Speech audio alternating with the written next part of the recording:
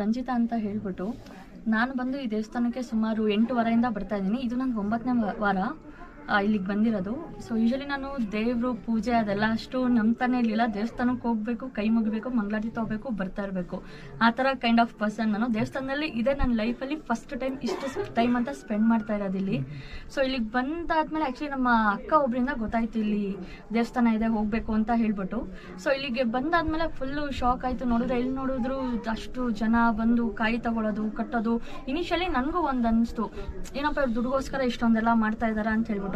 But ನಾನು ಬಂದು ಹೋಗಿದ್ದು ಮೊದಲನೇ ವಾರದಲ್ಲೇ ನಾನು ಏನು ಅನ್ಕೊಂಡಿದ್ನೋ ಅದೊಂದು ಕಾರ್ಯರೂಪಕ್ಕೆ ಬಂತು.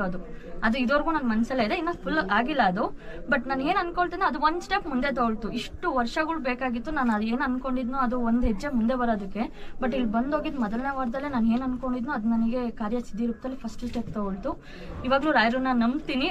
ಏನಕ್ಕೆ ಅಂತಂದ್ರೆ ಇದು ಒಂದೇ ರೀಸನ್ನು, ನಾನು ಎಲ್ಲೂ ದೇವಸ್ಥಾನಕ್ಕೆ ಹೋದವಳಲ್ಲ, ಸುತ್ತಾಡ್ದವಳಲ್ಲ, ಇನ್ನು ಹೋದ ಬಂದವ ಅನ್ನೋ ಥರ ಇದ್ದವಳು. ಇವತ್ತು ರಾಯರಿಗೆ ಇಷ್ಟು ಶರಣ ಅಂತಂದ್ರೆ ಅವರು ನನಗೆ ಪ್ರಸಾದ ರೂಪದಲ್ಲಿ ಕೊಟ್ಟಿರೋ ವರನೇ ಇವತ್ತು ನನಗೆ ಇಲ್ಲಿವರೆಗೂ ಕರ್ಕೊಂಬಂದು ನಿಲ್ಲಿಸಿದೆ.